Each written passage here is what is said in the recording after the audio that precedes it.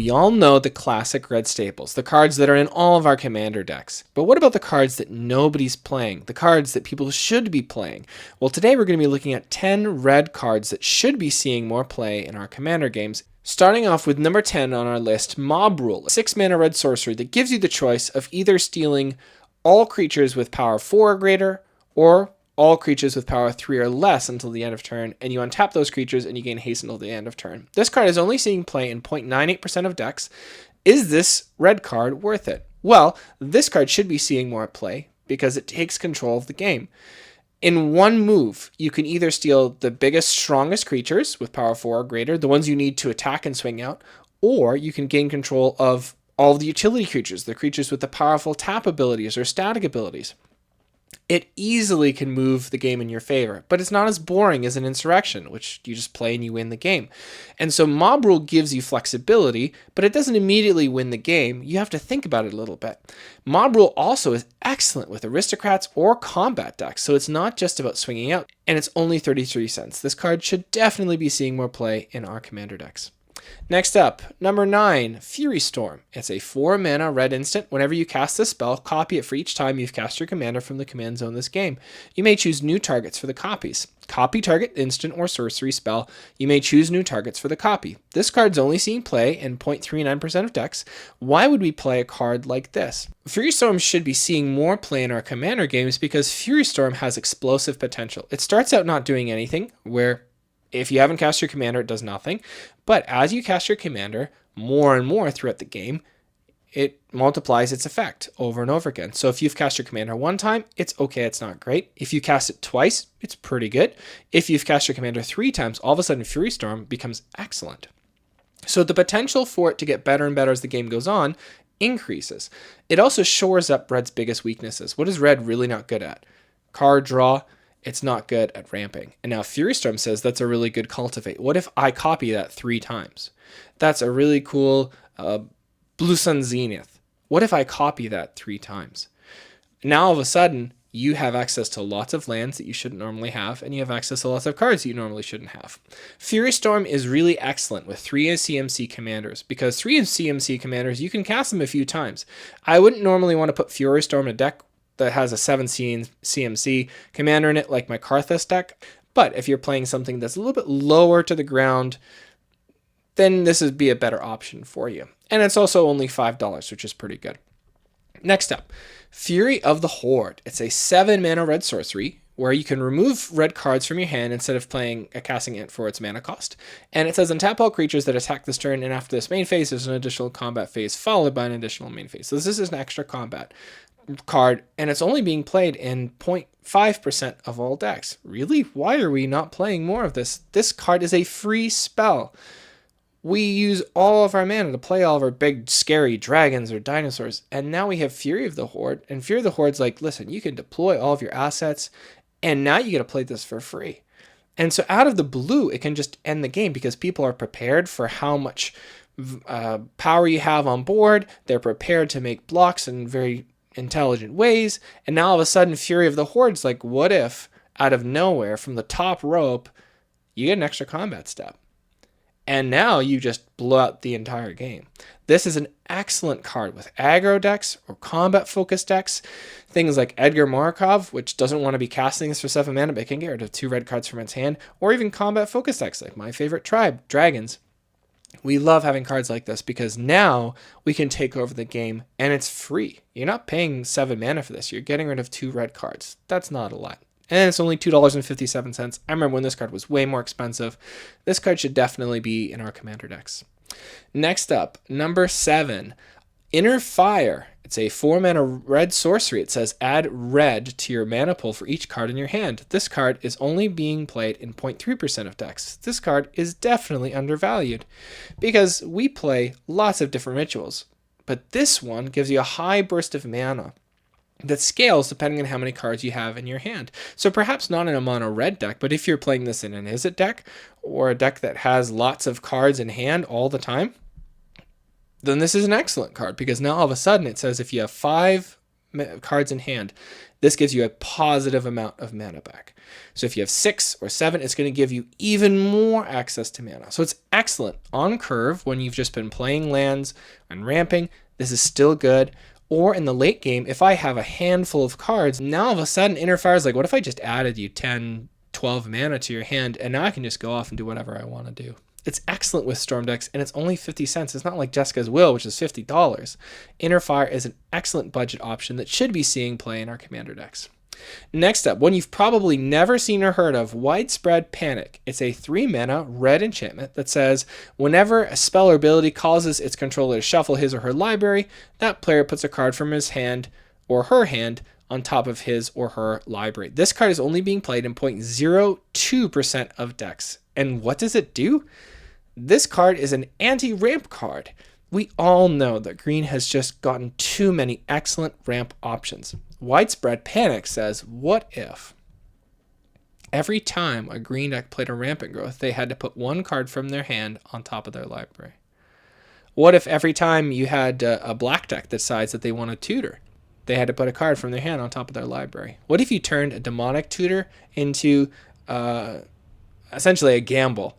Because it's best in a budget deck that doesn't shuffle a lot. Because ramping and tutoring both shuffle. Also, fetch lands, they also shuffle the library. So imagine every time someone cracks a fetch, now they have to take one card from their hand and put it on top of their library. This is a spicy card, and you've probably never ever seen it. This card might make you a few enemies, but it'll definitely be one of those, what did you just play type of cards. So it should definitely be played in more decks.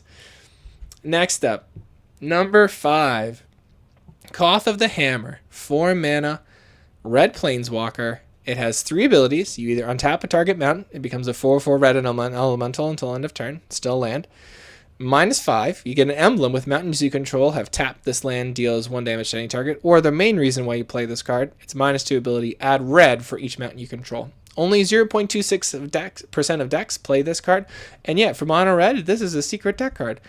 It is a red ritual that scales depending on how many mountains you control. So if you have 4 mountains, this card breaks even. Anything more than that, all of a sudden you get a huge burst of mana. It is amazing, because now I have access to huge amounts of mana on a planeswalker that I don't really care about if it dies, and red loves having huge bursts of mana. And on top of it, because it's a planeswalker, it untaps target mountain, so it gives me a mana up of an available if I wanted to use it for a red elemental blast or a pyroblast or even just an old-fashioned lightning bolt. Now I have access to that. And because it's a planeswalker, it has a game-ending ultimate. If I have the ability now with my mountains to tap and deal 1 damage to any target, Fred, I'm going to do a lot of damage to a lot of different people, especially in mono red decks. Now, to be fair, we shouldn't evaluate planeswalkers based off what their ultimates can do, but still, this is excellent in mono red decks, and especially since red doesn't have the greatest planeswalkers in the world, Koth of the Hammer should definitely be in more decks. Next up is number 4, Ghirapur Aether Grid. It's a 3-mana red enchantment that lets you tap your untapped artifacts to deal 1 damage to target creature or player. This card's only being played in 0.47% of decks, and it is definitely underplayed. How many decks now have just treasures everywhere? Now, what if you could turn the treasures you're not using into all of a sudden just pinging different things? My brother has a deck that has a bunch of rocks and incidental weird Rakdos artifact tokens. And he uses this in his deck because it just allows you to ping everything down. No mana dork is going to survive. You just keep dealing damage to people over and over and over again. It's targeted removal. It's excellent with damage multipliers. And it's what, 26 cents? Ghirapur Aether Grid is a very small investment, and yet in the right type of deck, it can be exceptionally powerful. Next up, number 3, Pandemonium. It's a 4-mana red enchantment. Whenever any creature comes into play, that creature's controller may choose to have it deal damage equal to its power to target creature or player. So this one I actually got from Rachel Weeks in one of her underplayed cards videos, and I saw it, and I'm like, this card is actually bananas. It's only in 0.21% of decks, and it is a sleeper card, especially for people who are playing dinosaurs or dragons. Why? Because it all of a sudden opens up a huge amount of damage, and it's best in the powerful creature decks that we love to play on this channel. The dinosaur decks, but let's be honest, the dragon decks, and all of a sudden, every time I play a dragon, it's going to deal its damage to a creature or a player. Now you might say, yeah, but that's not necessarily that good because it also works with your opponent's creatures. But if I'm putting this in a deck, I'm going to be playing it in a deck that has amazingly high, powerful creatures because those are the creatures that I like to play. And so I'm going to have the best creatures. I'm going to have the biggest creatures. And so I'm going to have a Terror of the Peaks effect every single time I play any number of my dragons. This ends the game exceptionally quickly. And for 47 cents, Pandemonium is a card I will definitely be adding to more of my decks.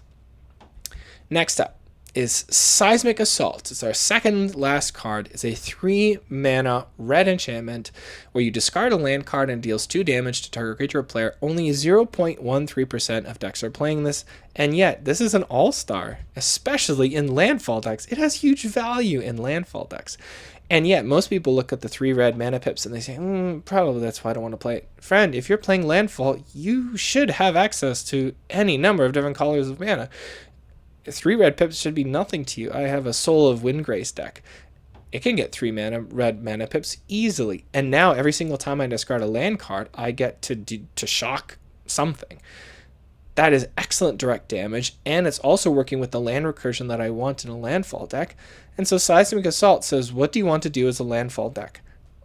I will let you do it.